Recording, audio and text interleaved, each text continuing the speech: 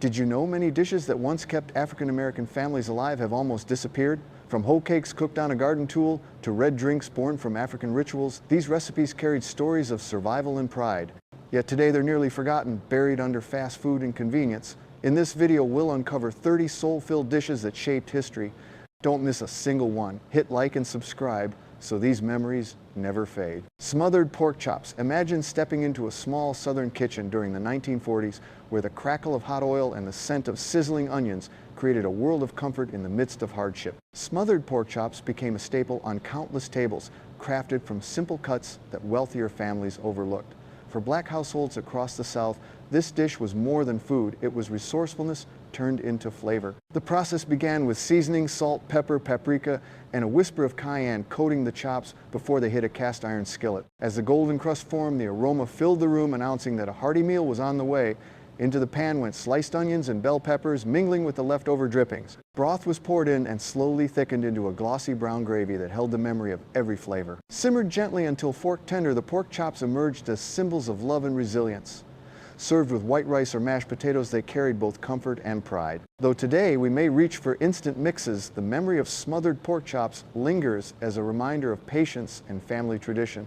These meals were born not from abundance, but from an unshakable will to nourish. Collard greens with smoked turkey necks now shift to a Sunday afternoon in the 1950s when a large pot of collard greens simmered slowly on the back burner. This dish carried traditions from West Africa, where leafy greens represented life and strength. In the American South, collard greens grew into a cultural symbol of prosperity and unity, always present at church suppers, funerals, and especially on New Year's Day. Greens were soaked and washed thoroughly, the sound of water splashing like a rhythm of cleansing. Once chopped, they were placed into a pot with smoked turkey necks, an ingredient that infused a smoky depth without overwhelming the dish with grease. Slowly simmered with onions, garlic, and a hint of red pepper flakes, the greens absorbed every drop of flavor. The result was tender leaves steeped in rich broth known as pot liquor, treasured as a tonic across generations. Eating collards was never just about taste. It was about carrying forward the legacy of hope. Today, many swap fresh greens for canned, losing the ritual of slow cooking. But collard greens with smoked turkey necks remain a timeless reminder of resilience, a dish that still whispers blessings for wealth and good fortune. Hoe cake picture fields under the scorching sun in the late 19th century South, where laborers found creative ways to survive. Out of this endurance came the hoe cake, a flat cornmeal bread cooked on the back of a garden hoe over an open flame. With nothing but cornmeal water, salt, and a touch of bacon grease, it transformed scarcity into sustenance. The batter sizzled as it touched the hot metal, forming a crisp outer shell and a tender golden interior. Its aroma was plain, yet comforting, the smell of perseverance wrapped in corn's natural sweetness. Families passed this recipe orally from mothers to daughters without a single cookbook. Hoe cake was not meant to impress. It was meant to keep strength alive in bodies that worked the fields. It represented ingenuity, the will to turn tools of labor into tools of nourishment. Today, hoe cake is rarely seen outside heritage festivals, yet its story echoes resilience and pride, a reminder that survival can taste as humble as cornmeal on steel, a simple bread with an unshakable legacy. Gullah red rice traveled to the Sea Islands of South Carolina in the 1930s, where the Gullah Geechee people kept alive their ancestral foodways. Among their treasures was red rice, a vibrant dish that carried echoes of Africa and the rhythm of the coastal South.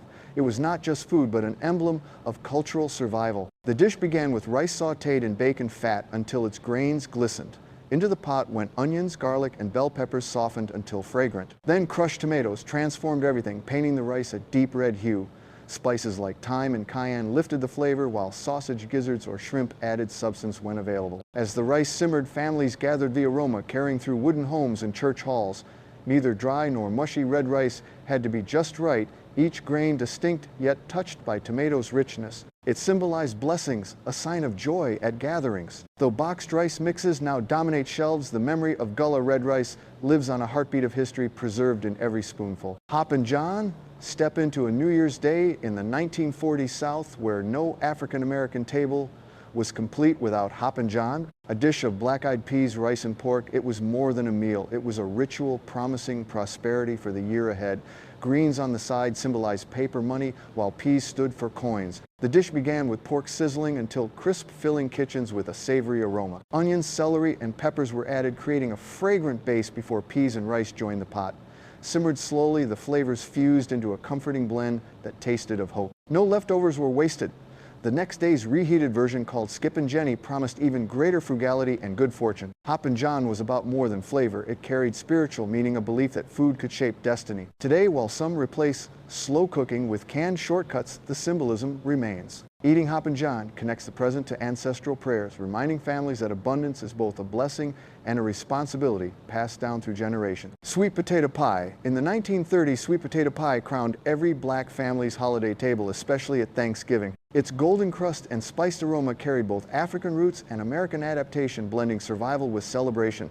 Sweet potatoes traveled from West Africa across the Atlantic, becoming a staple of soul food tradition. The recipe began by baking sweet potatoes, intensifying their natural sweetness. Mashed until smooth, they were blended with condensed milk, eggs, vanilla, nutmeg, and cinnamon. Some cooks added citrus zest for brightness. The mixture was poured into a buttery crust and baked until firm yet tender, the surface golden and fragrant. Traditionally, the first slice was offered to the eldest family member as a gesture of respect. Sweet potato pie was more than dessert. It was a story of continuity of kitchens filled with laughter and the warmth of community. Today, pumpkin pie often takes the spotlight, but for countless households, sweet potato pie remains the true symbol of heritage, love, and gratitude. Oxtail stew. In the 1940s, cuts like oxtail were considered scraps left behind by butchers. Yet African American cooks transformed them into one of the richest stews imaginable. Oxtail stew embodied ingenuity, taking what others discarded and turning it into a feast. The process began by browning oxtail pieces, their sizzling releasing an irresistible aroma. They were then simmered for hours with onions, garlic, tomatoes, and spices until the marrow melted into the broth. Patience was essential.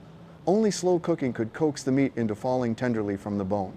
The resulting stew was thick, hearty, and complex, each spoonful carrying depth that no expensive cut could rival. Served at Sunday dinners or special gatherings, oxtail stew became proof of love and endurance. Though today oxtail is considered a delicacy, its story is rooted in resourcefulness. This dish reminds us that resilience turns scarcity into abundance, and that flavor often hides in the most humble beginning. Fried catfish. Picture a summer afternoon in the 1950s South when riverbanks teemed with families casting lines for catfish. Once caught, these fish became the centerpiece of lively gatherings. Fried catfish was more than food. It was community in golden form. Fillets were first soaked in tangy buttermilk, tenderizing the flesh and masking any muddy notes. Rolled in seasoned cornmeal with cayenne and garlic powder, they were fried in hot peanut oil until the crust turned crisp and golden. The sound of sizzling oil echoed like music, promising joy. The finished fish was served with white bread, coleslaw, baked beans, or homemade hot sauce. Plates piled high at family reunions and church picnics spoke of abundance and fellowship. Today, restaurant menus offer cleaner, quicker versions, but the memory of catching, frying, and sharing catfish remains unmatched. It was not just sustenance, it was a ritual of belonging, a golden link to tradition carried through generations. Chicken and dumplings. During the Great Depression of the 1930s, one small chicken had to stretch far enough to feed entire families. Out of this necessity came chicken and dumplings, a dish of comfort created from scarcity. The chicken was boiled with onions, celery, and bay leaves until tender, its aroma filling the home. Shredded into bite-sized pieces, it returned to the broth, now rich and fragrant. Dumplings made from flour, water, and a touch of fat were dropped into the simmering pot, puffing up as they absorbed the broth's depth. The final dish was thick, hearty, and soothing, a blend of tender chicken and pillowy dumplings bound by love. It reminded families that even meager resources could create joy. Today, frozen dumplings and canned soup have replaced patient preparation, yet the memory of chicken and dumplings endures as a symbol of endurance, a reminder of kitchens where scarcity was transformed into abundance with every ladle. Molasses gingerbread. Step into a holiday kitchen in the 1930s when sugar was scarce and molasses sweetened everything. Out of that necessity rose molasses gingerbread, dense, fragrant, and unforgettable. Baked in cast iron skillets, the cake carried the warm scents of ginger, cinnamon, and cloves. Its dark sweetness held whispers of smoke and earth richer than any refined sugar. As it baked, the aroma filled homes, mingling with laughter and the crackle of firewood. Grandparents taught this recipe by hand, without written notes, guiding children through the rhythm of stirring and pouring.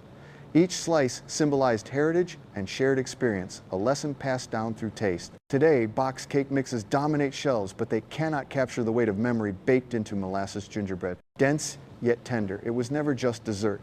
It was history on a plate, a reminder that sweetness can arise from even the humblest beginning. Ham hocks and lima beans. In the 1940s, South ham hocks and lima beans turned poverty into nourishment. discarded by the wealthy ham hocks, became treasures in kitchens that wasted nothing. When simmered for hours, these tough cuts released smoky richness into beans, onions, and garlic, creating a meal that fed families both body and spirit. The pot bubbled slowly, its aroma filling small homes on cold nights. Lima beans softened into creamy bites, absorbing the essence of pork. Each spoonful was thick with flavor, a humble symphony born of resilience. Families gathered eagerly, bowls steaming in their hands, grateful for warmth that reached beyond the food itself. This dish symbolized transformation, scraps into sustenance, hardship into comfort. Today, packaged beans and pre-cooked meats replace the ritual of slow simmering. Yet ham hocks and lima beans remain a legacy of ingenuity, a reminder that love and patience can elevate even the most overlooked ingredients into unforgettable nourishment. Chitlins chitterlings step into a winter kitchen of the 1930s where a painstaking ritual unfolded. Chitlins hog intestines, once given to enslaved people as scraps, demanded meticulous cleaning, boiling, and seasoning. The process was long and pungent, but the result fed families when little else was available. Prepared with onions, garlic, and peppers, chitlins became tender and savory, carrying a taste both rich and challenging. They were more than food. They were symbols of survival, creativity, and the power to reclaim dignity from neglect. Elders guarded the method, ensuring only skilled hands could prepare them correctly. Though controversial, even within the community, chitlins stand as culinary testimony to endurance. Today, many shy away from their strong aroma, preferring convenience foods instead. Yet in their history lies a profound story, one of resilience, forged in adversity, where nothing was wasted and every meal carried the weight of heritage and perseverance. Candied yams. Imagine a holiday table in the 1940s gleaming with candied yams. Though called yams, these dishes were built from sweet potatoes sliced thick and bathed in syrupy blends of brown sugar, butter, cinnamon, and nutmeg. As they baked, the syrup caramelized, creating a glossy glaze that clung to every piece. The fragrance filled homes with warmth, signaling joy and togetherness. Outside, the world might have been harsh, but inside, candied yams brought sweetness and hope. Children's eyes lit up at the sight of the shimmering dish, a sweet crown for family feasts. Candied yams were more than dessert. They embodied love and care, turning simple roots into a delicacy. Today, canned versions and shortcuts attempt to replace the original, but none capture the richness of memory. This dish remains a symbol of abundance, the taste of home on holidays, and a reminder of the sweetness woven through survival. Red Drink Picture, a community gathering in the 1950s where red drink glistened in pitchers under the sundae. Its roots stretched back to West African hibiscus teas brought across the ocean and reshaped in the New World. In African American culture, it symbolized joy, memory, and sometimes even bloodshed in the struggle for freedom. Families adapted the drink with Kool-Aid red soda or fruit punch, creating a beverage that was vibrant and refreshing. At picnics, church events, or holiday meals, red drink was always present, its color shining like a banner of pride. Cool and sweet, it carried layers of meaning beyond thirst. Today, commercial sodas have taken over, but the tradition of red drink endures as an emblem of celebration and togetherness. More than a beverage, it is history in a glass, a symbol that joy and resilience can be poured and shared freely across generations. Cheese and butter grits. In the early mornings of the 1930s South, a pot of grits often simmered before dawn. Made from coarsely ground corn, stirred patiently until smooth grits were a staple that filled stomachs and started days with warmth. When enriched with butter and sharp cheese, they became comfort itself. The steam rising from the pot carried a scent both humble and rich. Each bite was creamy, soft, and filling, a dish inexpensive yet deeply nourishing. For children, it was often the first food after waking, and for guests, it was a farewell offering of care. Cheese and butter grits embodied simplicity and grace, turning modest corn into something memorable. Today, instant grits appear on shelves, but they lack the devotion of slow stirring. The dish remains a sacred part of Southern kitchens, proof that patience and love transform the simplest ingredients into enduring comfort and tradition. Peach cobbler. Step into a summer kitchen of the 1930s when baskets of ripe peaches filled counters. African-American cooks transformed them into cobbler, a dessert both rustic and radiant. Sliced peaches were mixed with sugar, cinnamon, and lemon juice, then covered with hand-shaped dough.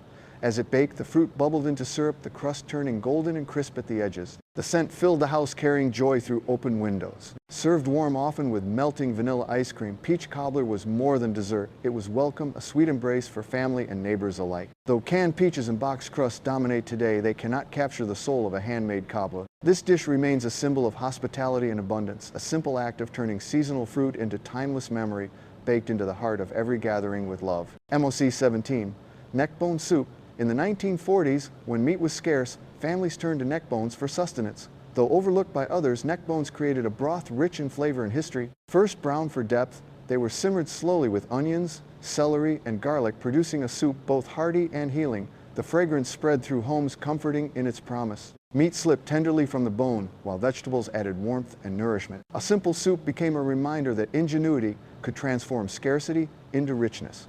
Families gathered with bowls steaming, grateful for food that carried both strength and memory. Today, ready-made broths crowd store shelves, but none equal the legacy of neckbone soup. It was more than survival, it was tradition, in liquid form carrying resilience in every sip, a humble dish that embodied both care and resourcefulness through generations. MIC 18.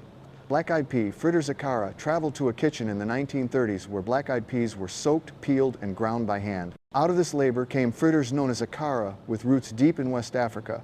Fried into golden patties, they linked old traditions with new survival. The mixture blended with onions and salt, sizzled in hot oil, sending aromas of garlic and beans into the air. Crispy outside, soft inside fritters became snacks for gatherings or meals when money was scarce.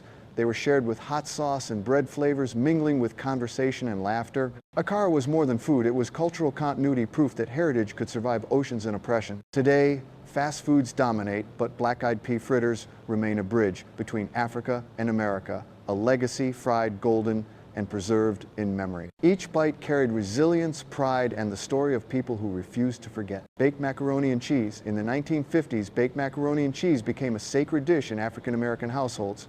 Reserved for Sundays and special gatherings, it symbolized both pride and artistry. Only trusted hands could prepare it, for the dish carried weight in family tradition. Elbow macaroni was boiled al dente, then folded into a rich sauce of multiple cheeses, butter, and milk. Poured into a baking dish, it was topped with extra cheese and baked until the surface turned golden, bubbling, and slightly crisp. The result was creamy, indulgent, and unforgettable, a dish that spoke of celebration and togetherness. Today, boxed mixes promise shortcuts, but they lack the reverence baked into each pan. Macaroni and cheese was never just pasta. It was proof of care, patience, and tradition, a centerpiece that reminded families of both their resourcefulness and their joy. Buttermilk biscuits pictured dawn in the 1930s South when the smell of baking biscuits pulled families from their beds. Made by hand from flour, butter, and buttermilk, these biscuits rose golden and fluffy, their aroma promising the comfort of a new day.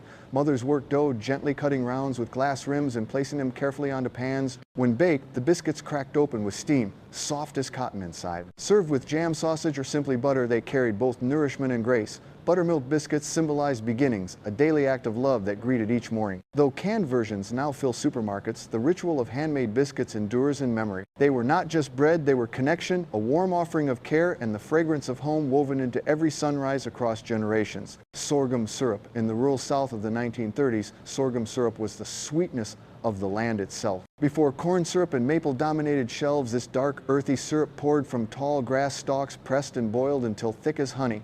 It carried flavors smoky, rich, and deeply tied to the soil. Farmers labored for hours to extract and reduce the juice, the steam rising from kettles like incense of survival. Families drizzled it over hot biscuits, stirred it into grits, or used it in marinades, turning plain meals into feasts of character. Sorghum syrup was more than a sweetener, it was a statement of self-sufficiency. Today, refined sugars and artificial syrups crowd pantries, but the memory of sorghum lingers. Its taste is a reminder of endurance of mornings when sweetness came not from factories, but from fields, and every drop carried the story of resilience rooted in the southern earth. Liver and onions. During the lean years of the 1940s, liver and onions offered nourishment when fresh cuts of meat were rare luxuries. Soaked in milk to soften its sharpness, liver was dredged lightly in flour, then pan-fried until golden.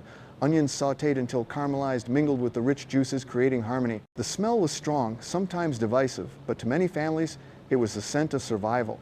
The dish was inexpensive yet powerful, rich in iron and strength. Served with potatoes or rice, it filled tables with hearty abundance. Though polarizing even today, liver and onions remain symbolic of thrift and endurance. Modern palates may resist its bold flavor, turning instead to convenience meats. Yet, in its memory lies the truth. Survival often required embracing what others cast aside, turning necessity into tradition, and making meals that carried both health and heritage in every bite. Blackberry cobbler. In the hot summers of the 1930s, children's hands were stained purple from wild blackberries plucked straight from brambles. Those berries became cobbler, baked in cast iron skillets until juices bubbled and crusts browned to perfection. Mixed with sugar and lemon, the berries released tart sweetness, pooling into a syrup that coated the dough. The crust, rustic and golden, offered crisp contrast to the soft fruit below. Served warm with cream or ice cream, blackberry cobbler became the taste of childhood freedom. It was more than dessert, it was memory forged in the fields and baked into tradition. Today, store-bought pies try to replicate it, but they lack the wild essence of fruit gathered by hand. Blackberry cobbler remains a story of abundance and simplicity, a sweet fragment of summer preserved in kitchens and remembered in every bite shared with family. Cornbread dressing. On holidays in the 1940s South, no table was complete without cornbread dressing. Unlike ordinary stuffing, it began with cornbread baked golden, then crumbled into bowls with onions, celery, and peppers. Mixed with broth, eggs, and sometimes sausage, it was seasoned with care before baking again. The scent rising from ovens was unmistakable, savory, rich, and deeply tied to Thanksgiving memories. Its crust browned at the edges while the center stayed moist, binding family gatherings with tradition. Cornbread dressing was not just side dish but centerpiece, a reminder of heritage passed through kitchens. Today, boxed mixes shortcut the process, but they cannot recreate the devotion of hand-prepared cornbread. This dish remains sacred, carrying flavors of gratitude, celebration, and memory that turn ordinary meals into rituals of belonging and home. Chicken gizzards. In the 1930s, chicken gizzards, often overlooked, became treasures in African American kitchens. Cleaned thoroughly and boiled until tender, they could be fried, crisp, or simmered in gravy, versatile enough to suit any meal. Their texture, chewy yet flavorful, made them both snack and sustenance. Children nibbled fried gizzards with hot sauce while elders savored stewed versions on rice. In many homes, gizzards were reserved for the cook as reward for labor, a quiet recognition of effort and love. Though fast food now offers fried gizzards in passing, the tradition remains rooted in care and resourcefulness. These humble morsels remind us that nothing was wasted and every part of the bird carried value. Gizzards stand as a testament to resilience, proving that flavor and meaning often lie where others see little worth. Brunswick stew traveled to a southern farm in the 1940s where Brunswick stew simmered in cast iron pots over open fire. A medley of meats, often rabbit, chicken, or pork, joined beans, corn, and tomatoes in a thick, hearty blend. It was survival food that doubled as celebration. The stew bubbled for hours, flavors mingling into richness. Families stirred slowly, the smoke rising into twilight skies. Served with cornbread, Brunswick stew, warm bodies after long harvest days, filling bellies with strength. More than sustenance, it was community in a pot, each ingredient a gift of resourcefulness. Today, versions are simplified with canned goods, but they miss the depth of patient fire cooking. Brunswick stew remains a story of resilience, a dish of sharing, and a reminder that survival often tasted of smoked vegetables and love stirred together in iron. Hush puppies. In the 1950s South, no fish fry was complete without hush puppies, small cornmeal fritters dropped into hot oil. Legend says cooks tossed them to dogs to keep them quiet, but on human plates they became golden treasures. Made from cornmeal, onions, and buttermilk hush puppies, fried crisp outside, soft inside, their aroma mingling with fried catfish on long tables. They embodied community gatherings, laughter, and abundance. Served piping hot, they were dipped in sauces or eaten plain, each bite simple yet unforgettable. Today, chain restaurants offer versions, but the soul of hush puppies remains in backyard cookouts. They were more than snacks, they were the taste of fellowship born from ingenuity and carried through every gathering where food meant joy, comfort, and connection. Mustard and turnip greens. Long before kale became trendy, mustard and turnip greens filled pots in the 1930s South. Washed clean and chopped, they simmered slowly with smoked meat, garlic, and peppers until tender. Their bitter edge softened, leaving earthy, robust flavor. These greens symbolize survival, nourishment from humble fields.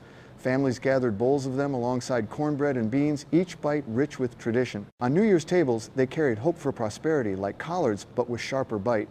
Though today, many prefer convenience, vegetables, mustard, and turnip greens hold heritage in every simmered pot. They tell the story of endurance, of meals coaxed from soil, and of ancestors who turned bitter leaves into symbols of strength and blessings for generations to come. Cracklin' bread. In the 1940s, countryside cracklin' bread was the treat of ingenuity. Cornbread batter was enriched with crispy bits of pork cracklings rendered fat and skin that added smoky crunch. Baked golden, it carried texture and flavor far beyond ordinary bread. The crack of each bite mingled with the softness of cornbread, creating contrast that delighted families. It was food that wasted nothing, turning byproducts into delicacy. Served hot from skillets, it was often eaten plain or with beans, filling homes with warmth. Today, few bake crackling bread as packaged goods dominate. Yet, its story endures as proof that every scrap could be transformed into abundance. Crackling bread remains a dish of thrift, tradition, and joy, rising golden from cast iron pans of memory. Pecan pie. By the 1950s, pecan pie had become a Southern classic, but in African American kitchens, it was also a story of roots and resilience. Pecans gathered from local trees were mixed with eggs, butter, and syrup, then baked into pies rich and glossy. The aroma filled homes with sweetness that marked holidays and homecomings. Each slice was dense with nuts, chewy filling, and flaky crust, a dessert of both pride and patience. Shared at reunions, pecan pie symbolized abundance and gratitude. Today, corn syrup versions dominate, but the original pies spoke of heritage and care. They were more than dessert, they were a promise of welcome, a reminder that even in lean times, families celebrated together. Pecan pie remains a golden crown of tradition, sweet and enduring as the history it carries. As we close this journey through 30 forgotten recipes, one truth stands clear: food has never been just about filling plates. Every dish we revisited was a vessel of memory, resilience, and love. From collard greens simmered for hope to sweet potato pie shared in gratitude, these meals told the story of families who turned scarcity into abundance and struggle into tradition. Remember, when we lose touch with these recipes, we risk losing the voices of generations who cooked with heart and faith, often in the harshest of times. Bringing them back to light is more than nostalgia, it's preserving a legacy that shaped America's cultural soul. Now, I'd love to hear from you. Which of these dishes stirred your memory the most? Was it the aroma of fried catfish from a summer picnic, or the warmth of molasses gingerbread baking in your grandmother's oven? Share your stories in the comments below. Your words keep this history alive. And if you've enjoyed this journey through flavors and time, please like, subscribe, and ring the bell so together we can make sure these forgotten traditions are never forgotten again.